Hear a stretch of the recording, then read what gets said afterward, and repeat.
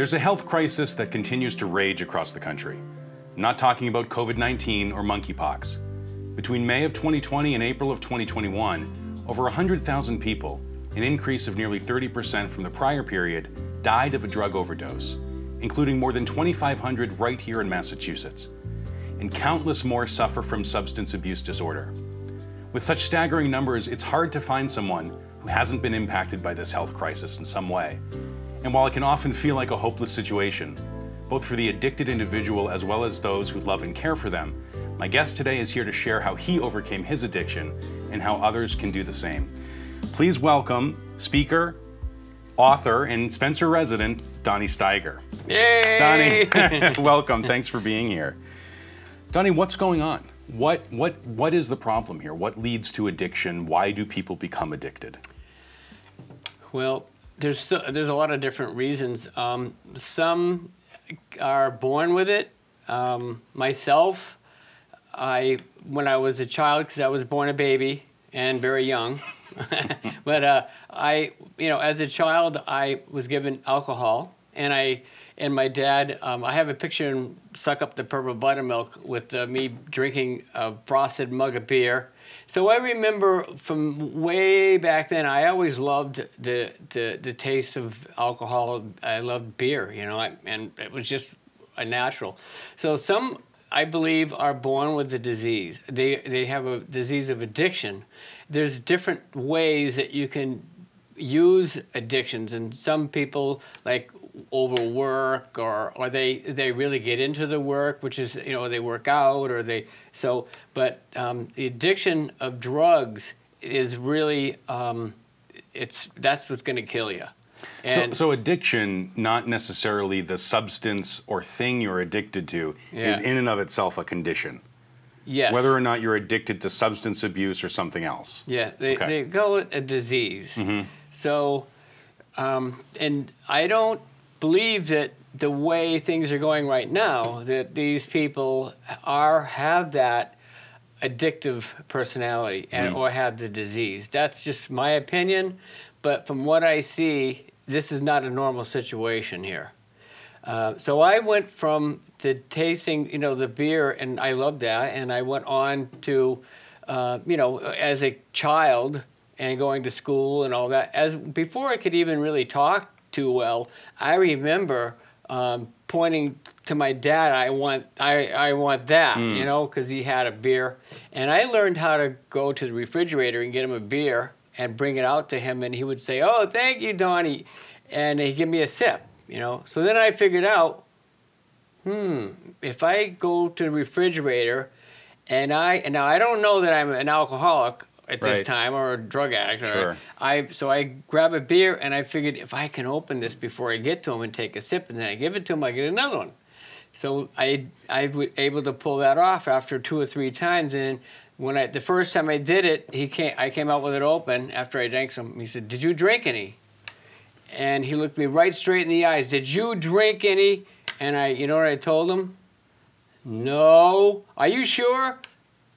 "I'm sure. No, I didn't drink any." So right off the bat, that's what we call in Alcoholics Anonymous or any 12-step program that you go to. We call that a defective character, character flaw. Mm-hmm. We start doing things to help us with our addiction, and then we fall into later on in our lives, like which I did, to go on to harder drugs. Yep. You bring something up that's fairly interesting, is that you, at the time, probably didn't know. You couldn't have articulated what was going on. Right. So I guess my question is, how can someone recognize, how does someone know if they're becoming addicted or if they are addicted? Because it's probably not easy to determine that, right? Or how does that work? Well, there's, I know we're kind of scooting through this pretty fast here, but it doesn't happen overnight, Aaron. Mm-hmm. It's something that progresses. And with me, it progressed. And it progressed to the point where then I, was drinking and I was drinking all my life every time I could. And then I progressed to the weed and LSD and all that in the 60s. But the minute I did heroin, that was it. I didn't want to do anything else, and that was the drug of my choice. And that back then it was heroin, and it was laced with what was it? It was anyway.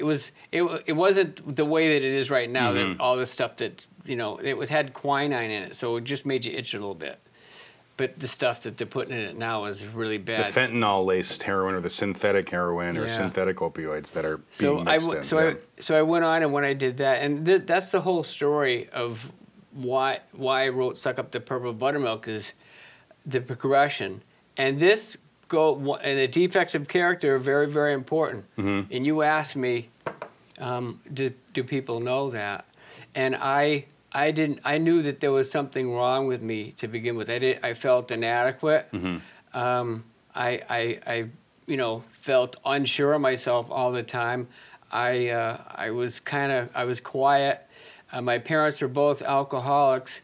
I was beaten by my mom and abandoned and left. I grew up in foster homes, and left for weeks without food. And I always tell people that's a great excuse to use, but that's not why I used. I used because I was an addict. So I was born with that, and the only way I could figure that out is after I got in a lot of trouble, and that was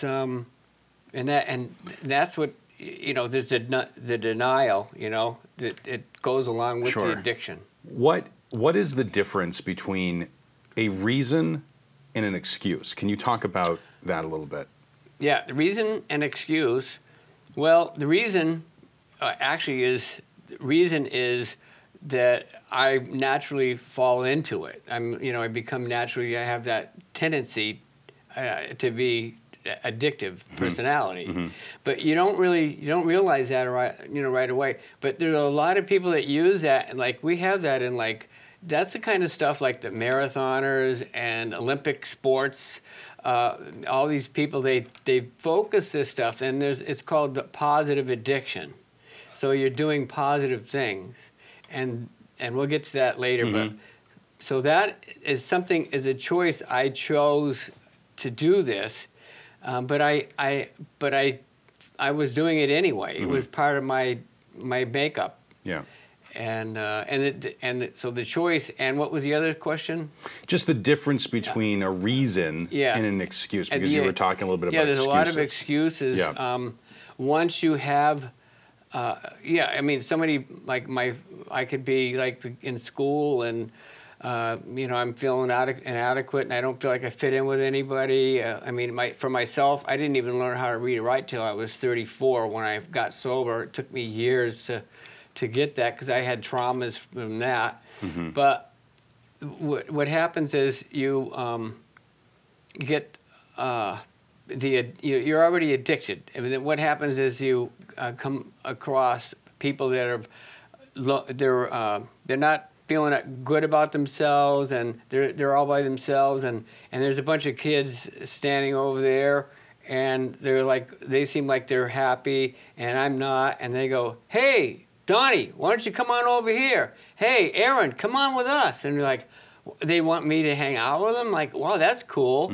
I come over, and I'm like, "Hey," and they're like, "What's up? And then they go hey, want some of this? And if you don't do it, you're not, cool. Yeah. And so that's the progression too. That is doing it because you want to fit in. And that can set off an addiction too.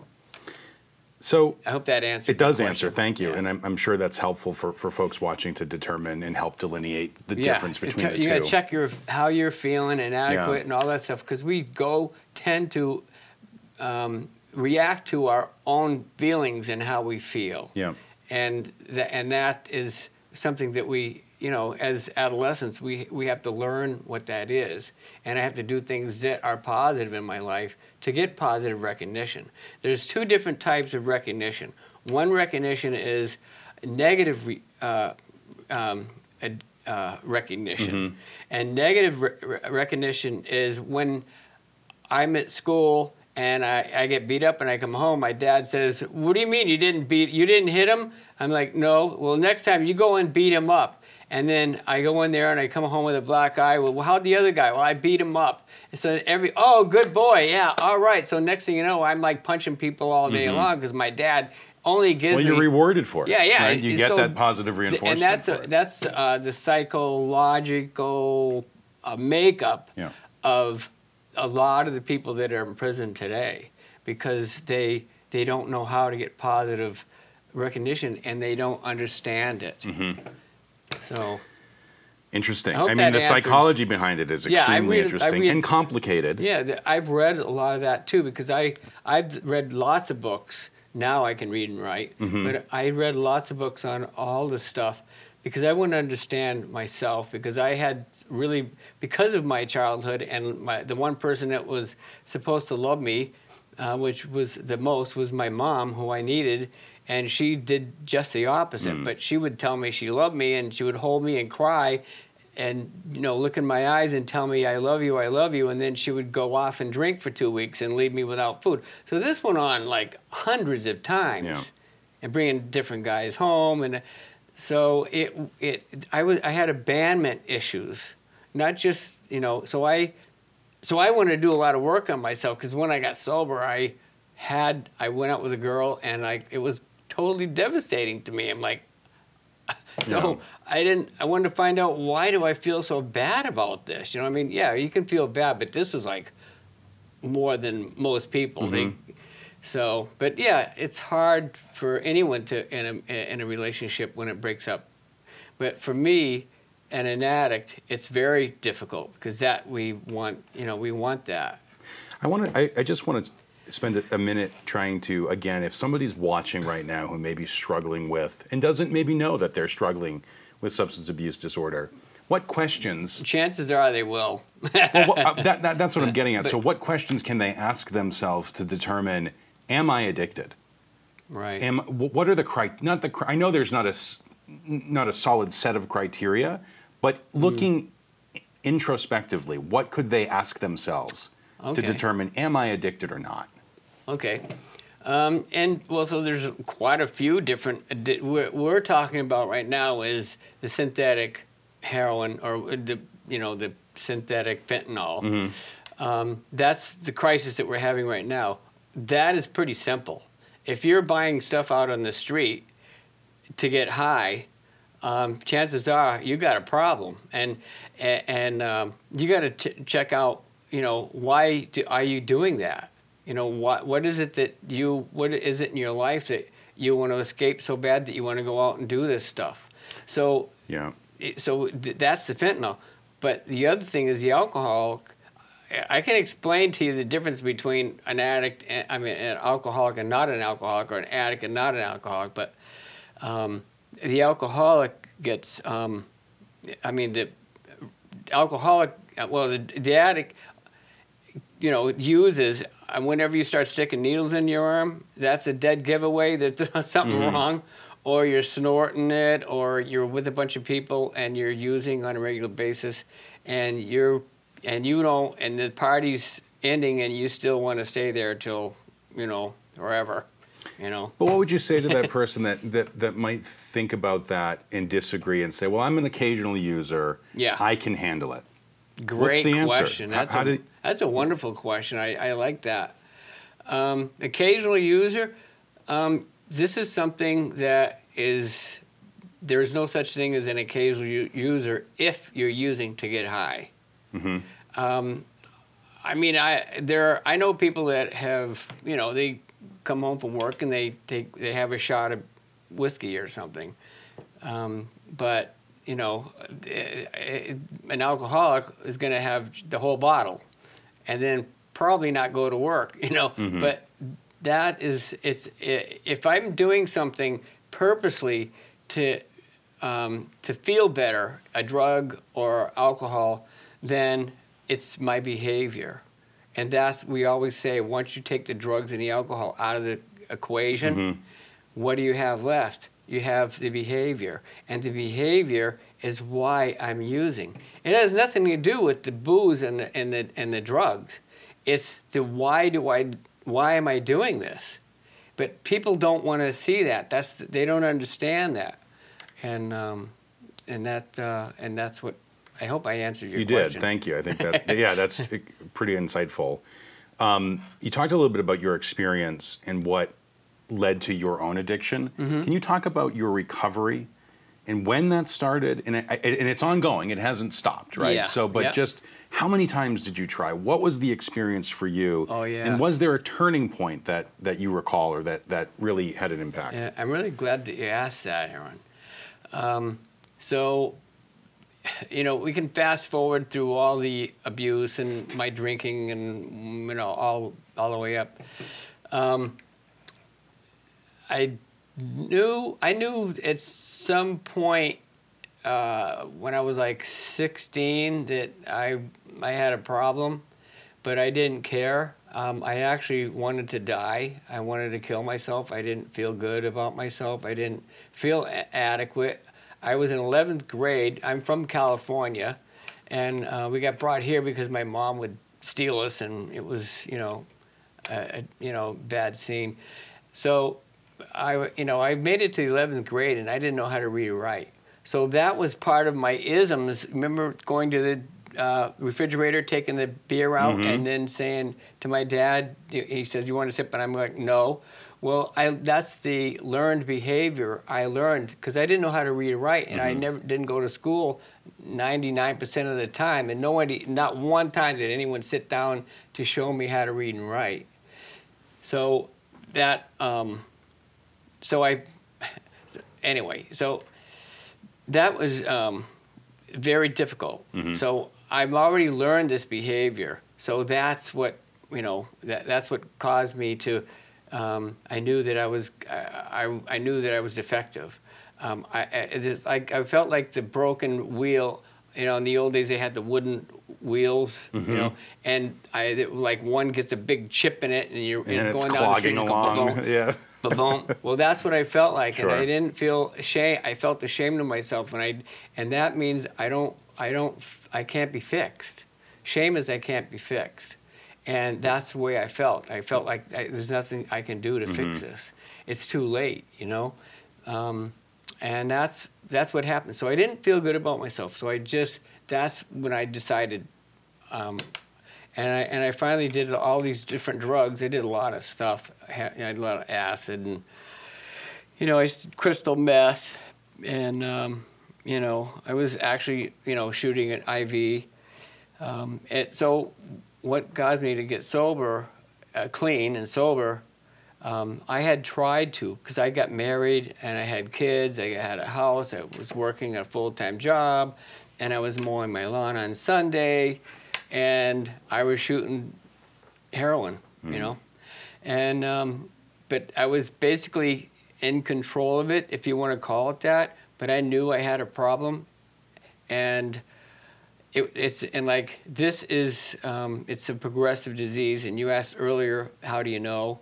Well, how you know is you progress, and if you're an addict or alcoholic, it's a progressive disease. It doesn't decline, it inclines. It always gets worse. It will always get worse. You go from a little bit to a lot, and then a lot is not enough. You know, guy walks in a bar and it says $1 for all the beer he can drink, and the alcoholic says, "Give me $2 worth." You know, I mean, there's never enough. Right. And that was the same thing with me. And that's physiological, right? So the first time might have an impact, second time less so, third time less so. So your body needs more to feel that. Is that part of the problem? Yeah, well, you become dependent on it. Yep. And of course, I have addictive personality or whatever. And the minute the thing about this is, when I'm feeling all these feelings and I don't feel like I fit in, I'm an addict. I mean, I consider myself a fairly good drummer, and I was in a lot of bands too, and I never felt like I was good enough. And even though people said, "Hey man, you're pretty good, I like the soul," and I'm like, yeah, well, they couldn't tell me enough, but I didn't go around asking people. But you still don't feel like, you know, But so the recovery, the turning point for you, you Yeah. realized you had a problem. It was Yeah. progressing. yeah. Take me further So down we that. set up the whole scenario, Aaron, of my wife. I got married and Mm-hmm. had kids and everything, and I was actually using with her too. I'm sticking to my story, and I'm not going to talk about her Sure. addiction. But so what? I had these two kids, and then my progression got really bad. I was stealing, and a lot of money. It was stealing from stores and whatever. Plus, I was working a full-time job, and all the money was going to my arm, and I wasn't paying my rent. But I was before that started to happen. I knew there was something wrong, and I needed to get in shape. I knew when I ran track in school, so I started running, and I started trying to do positive things to pull out of that, because my dad was one of those self-will people. I'm going to quit smoking now. This is my last cigarette. And he throws the cigarette down and stomps it out with his boot and says, "That's it." And then we drove all the way across country, and he drove me nuts. But he didn't smoke, and he didn't smoke after. But so I thought I didn't have enough willpower, and it didn't work. I always fell back to my progression again. And every time I stopped using for whatever time, and I picked up again, I started right off where I left off. And so the question is, what when did I decide that I needed to do? When I got busted by the FBI. And I can tell that story, but I don't want people to. I don't want to tell the whole story on Suck Up the Purple Buttermilk. But we do want to just say that even that getting stopped, by the FBI, that still didn't stop me. It was just, there was no stopping. I mean, and so I want me to continue with that.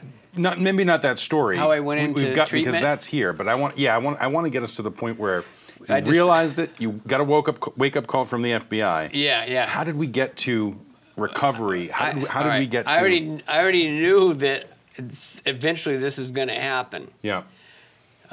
So how I got recovery is I went to 5 different detoxes, trying to get off this stuff, because I had kids. I really love my kids, and I have a wife, and I wanted more than anything in the world to be a loving, compassionate, understanding husband to my wife and a good father to my kids.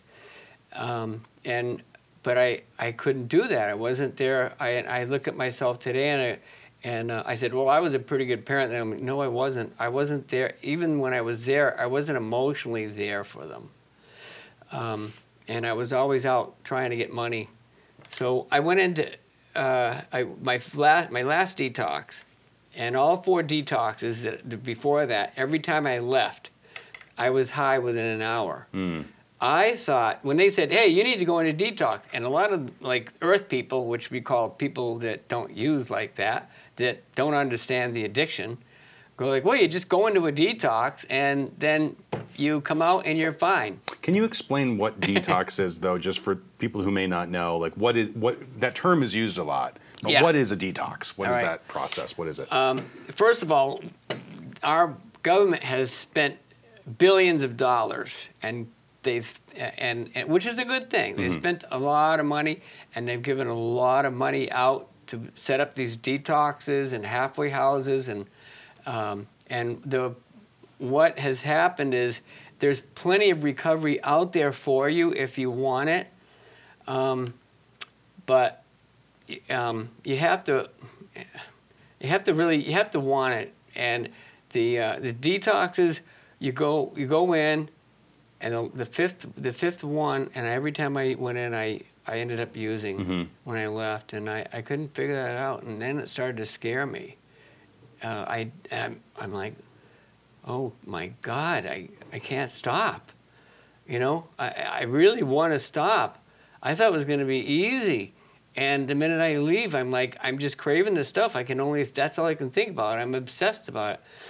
So when you go into a detox, if you're on any opioids, if you're on any barbiturates, because a lot of times people take both, and or drink too. If you're taking barbiturates and or drinking with your substance, your chances are, if you don't get the proper Valium and I would say, what their methadone is what they're using, then you could die from convulsions. So that's why they give you this stuff. And then they detox you off that. So if you go in, and you're gonna, one of the problems that we have is you're in there with like 30 other people that are doing the same thing. And most of these people, the disease has got them and they're ravaged with it. And so you're in a place where everybody else is sick too, but you're also getting better. And once they detox you off that slowly. And what happens is when you start getting sick, because you will, it's not easy, you're getting sick, and then there are new people that are coming in, and they're like getting detox, and you want to be high again, So it's very difficult. Yeah. So we got to remember that the main thing for myself, and if I can tell anybody that's listening, that you go in there and you got to focus on yourself and do what you need to do for yourself. Don't pay attention to anyone else in there. And you go into I can tell you that just going into a detox and walking out and saying I'm good is not going to work. I was just going to ask you that. It's not going to work. So I didn't know that, and I didn't realize that I would probably need to go to Narcotics Anonymous or NA or anything. But I'm not here to promote that, but it's the kind of thing that I've used, any program that you can use. So you gotta be around people that want to stay sober, that want to. And then what I did the last time, I'll tell this quick story, and then I know you got another question. I want to talk about this. Yeah. So the last time I went in, and I was like, of course, I might be going to jail for a long time, and I'm like, oh my God, I was finally starting to freak out. I'm like, oh my God, I can't stop this. And I went in the office, and there were 5 of the counselors in there, and of course they all knew me. And I knocked on the door. What do you want? I come in, and I'm standing there, like going. I'm looking around the room, like really puzzled. And I go, "What's up? What's the matter, Donnie?" And I said, "I think I'm an addict, an alcoholic." And they slowly turned from writing and looked at me like that, and they went, "I don't want to swear," but that's what they said. They said, "No kidding," like you just now found that out. This is your 5th time through. And I'm like, I don't know what to do. Yeah. So for the first time in my life, I surrendered to this disease and asked for help. I didn't tell my probation officer that I had it and nothing else. I finally told him, and they said, I said, what can I do? So when you named it, when you put a name on it, when you realized it, that was a turning point for you. I knew it anyway. Yeah. But I didn't want to. But when I realized that this is getting me in a lot of trouble, and there's a lot of other things that happened. So that's when they said to me, I said, every time I leave here, I get high. And they said, you're the bottom of the barrel. You're the worst of the worst, Donnie. You've been in here 5 times, and, you need to go into a long-term treatment program. And at that time, I was so desperate, and that's what they call the gift of desperation.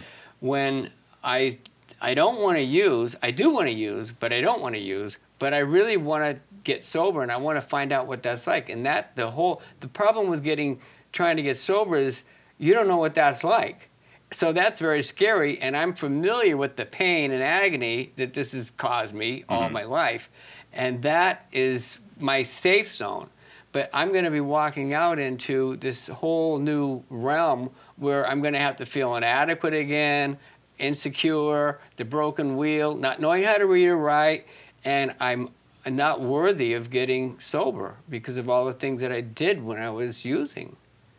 And that's when they said, you need to go into a long-term treatment program. And that's when I said, okay, how long? And they said, 1.5 years. I went, there's no 3-month ones? The Express program? There's no Express program? Yeah, back You've got then to put there the was work in. the Spectrum, you know, house. It was a long-term treatment therapeutic community. So you've got to tell me about the book. You wrote a book, Suck Up the Purple Buttermilk. The first question, where did the title come from? And then just talk about the book a little. Who's it for? Who did you write it for? Okay. Well, Suck Up the Purple Buttermilk, the title. Like I mentioned before, I was from California, and the Beach Boys actually lived like 3 or 4 houses down. They were a little bit older than me, but I remember them. I borrowed my first surfboard from Dennis, which was the drummer. But anyway, that helped me with my music. Just to plug. But I went to school at Hawthorne High, which is the same school that they went to in California, near the ocean. And I was in in the summertime it's really hot, and we had gym. And I was in the locker room, and we went out to gym and did all our calisthenics, and whenever we come back in, you don't have enough time to take a shower, or you got to just throw your clothes on and get out of there. And it was crowded, and it was stinky, all that stuff. And I'm looking across the room, and I went, "Hey, Steve, who are those guys over there? In the corner?" Well, those guys are they're on the football team, and those guys are on the track team. I said, how come they're not doing gym with us? And they said, well, they don't have to. And I said, how do I join that? So anyway, what I did was there wasn't any openings on the football team, so I joined the track team. And my coach, his name was Muhead, he was a pretty strong coach, and he always had us do drills, and he would really push us, and I felt really like I fit in there, and I trained with everyone. And then we had our first race after about 3 weeks or so, and I was running. I did the course, and I was coming in, and he comes running across the field, and he's like screaming. I'm like, what's he screaming at me for, He's going, Steiger, suck up the purple buttermilk! Suck up the purple buttermilk! Yeah! And he's spitting and running next to me. I'm like, why me out of everybody else? And that's what he was yelling, suck up the purple buttermilk. And then he would tell, like, whenever we were working out, he would say that too. So he was the first positive but what does it mean? Suck up. What does that mean? It's just a thing he said, or what? Like what? Why did he say that? Well, it's suck up the purple buttermilk means the word purple is actually in the Bible, and the word purple is royalty, because they didn't back then. It was very difficult to make purple, so only royalty could wear that, and they put it on Jesus before they crucified him too. And I wish that I had, said that's why I did this, but it wasn't. But I did some research and found out what that means. And I'm like, wow, it fits so well. So suck up the purple buttermilk means suck up all the good stuff. Suck up the purple buttermilk means the royalty of yourself. That means suck it up because you are worthy. And keep doing that. And just to let people know that you are worth it. And no matter where you or how far down the scale of addiction you've gone, there is hope. And there is a way up and out of that messy bog and the horror of addiction. And there you can become healthy again. The body regenerates itself too. So who should read this? Like, who did you write this book for? Who's going to get the most out of it? Okay, and this book is for people that are addicted, that are in recovery from addiction and have been for a while, and spouses of the person that's addicted. And it's clearly, without a shadow of a doubt, explains what the disease is. A lot of people, they don't care, or they just, they look at the person as they're, a junkie. Yeah, they're the junkie, Yeah. and that's their choice. I hear people say that's their choice if they want to do that. Well, yeah, it is a choice, but a lot of times it's not. So what this is to explain what the disease is, what's going on with me why I'm doing this stuff, and I do want to get sober, but why do I keep relapsing? And it's for people the average Joe who doesn't know anything about addiction to understand what it is. Yeah. To understand exactly what's going on. Because I wrote this book as a third party. I wrote it, one, as a little kid, because I had to relive all this in my head. One as a little kid, and the best I could remember as a child. And the second party as the writer, and the third part as the feelings. Also as a kid, the feelings, and the third part is the recovery. What I need to do as a recovery from that as a sober person. So that people would understand that, and that going in the mind of an addict. That's basically what you're doing, and what it takes to get sober. And I've been, I've talked to a lot of people, and it's basically usually the same thing. Yeah. Someone's watching right now who is a user, a substance abuse user, or addicted to something, or they love somebody who is addicted to a substance. What can you say to that person right now? What would you say to them if they were sitting here? The person that's addicted, first of all, is admitting to yourself. Find someone that you care about, that you can confide in, and tell them. And you can, find someone, if you're addicted, to find someone that is in a program, or go to the Spectrum Systems Inc. There's a lot of Lake Ave. There's a lot of recovery places. Go there and get help. Try to understand what's going on with you, and then you can start the work. The other thing for people that are the spouse of the alcoholic and addict, there's different things you can do for that too. And I think the question was, what can they do, and how do you know? Earlier, yeah. Right. How do you know? So, and that is when you're emotionally involved with it, and you want to fix somebody, and you want to make them better, but all my will I can throw into it is not going to make anybody get better. The alcoholic and addict, you have to want to. And that's the key. You have to be desperate enough, and you might want to. But the spouse of the alcoholic the problem with that is I have to detach from that disease, which is the person that is using.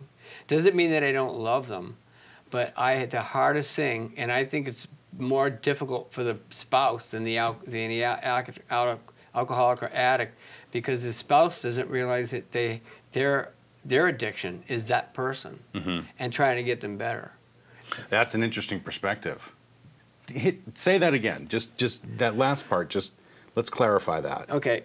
So the addict, alcoholic, knows they're an alcoholic and addict. I mean, it's obvious that now they know they got a problem, and they know that.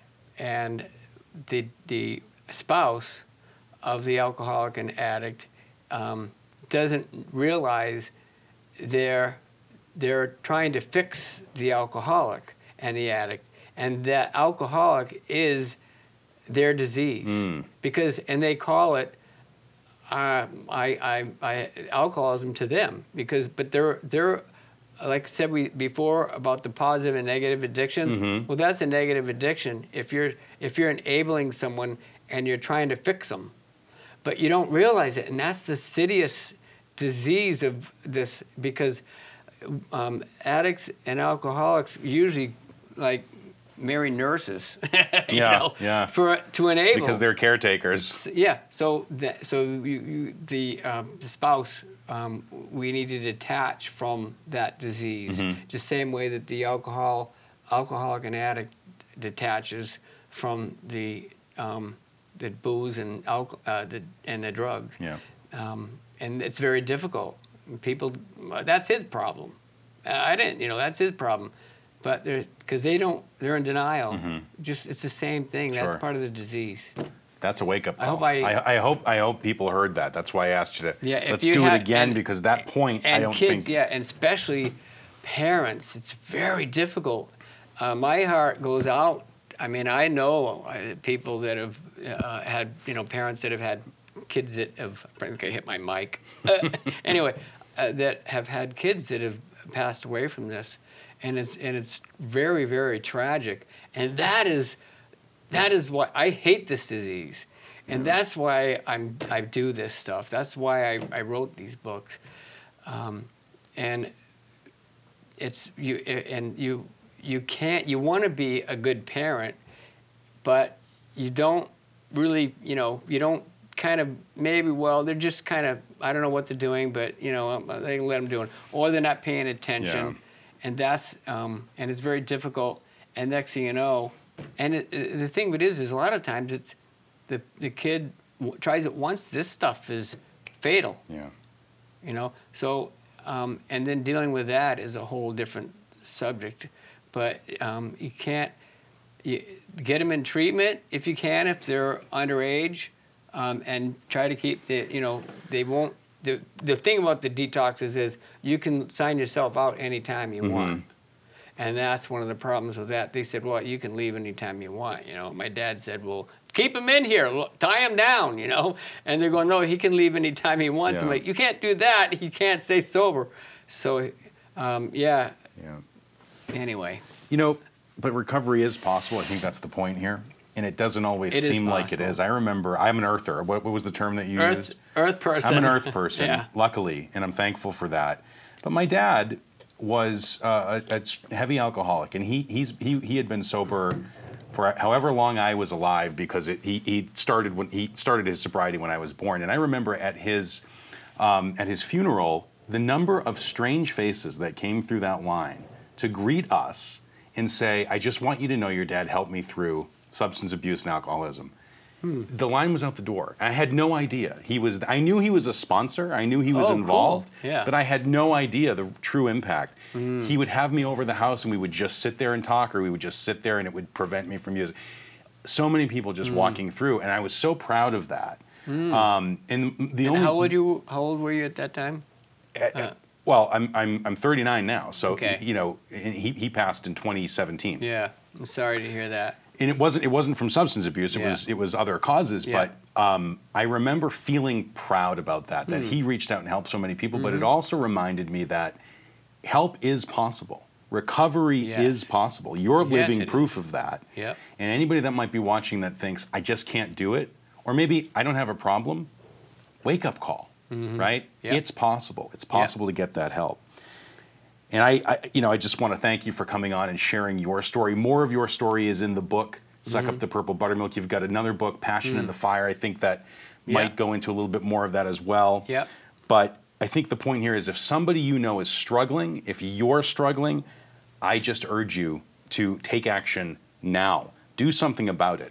There's a substance abuse helpline that you can call, 1-800-662-4357. Reach out to a loved one and tell them that you're ready to get the help to begin or continue your road to recovery like Donnie did. So Donnie, any closing remarks before we go? Yes, I would like you to read that phone number one more time. Yeah, the number is 1-800-662-4357. And we'll have that on the screen as well. Great. Yeah, that's very important.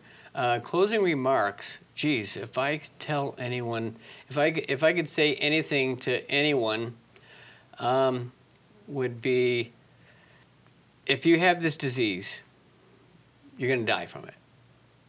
That's it. I speak in detoxes all the time. Mm-hmm. If you have this disease, you're going to die from it. That's it.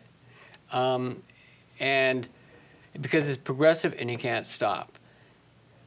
That's what when I speak in detoxes, that's what I tell people, because you're not sitting here because your life is all, roses here. So you got to think of that. That's very important, and not just to think about yourself, but think about the loved ones in your life, the people that you're hurting every day when you use, your kids and your wife or whatever. But there is hope. And what you were saying, Aaron, it's very important. Just whatever's going on in your life, the most important thing you need to do is put everything aside. Everything in your life, just put it away. It'll come later. Take some time out of your life and do something to help yourself. And that is what I had to do too. I had to just say, I had kids and I had a family, and I had to go. I put myself in treatment, and I gotta tell you, I know that we got to wrap this up quick, or we're starting to wrap it up. That you asked me what was the turning point. The turning point for me was when my kids came to Spectrum House. When I was in there about 6 months, and I did graduate. There were thousands of people that went in there, and 7 of us graduated. One overdosed the night before, and another one got drunk and was throwing beer cans at the house. It was like 5 of us after 3 years.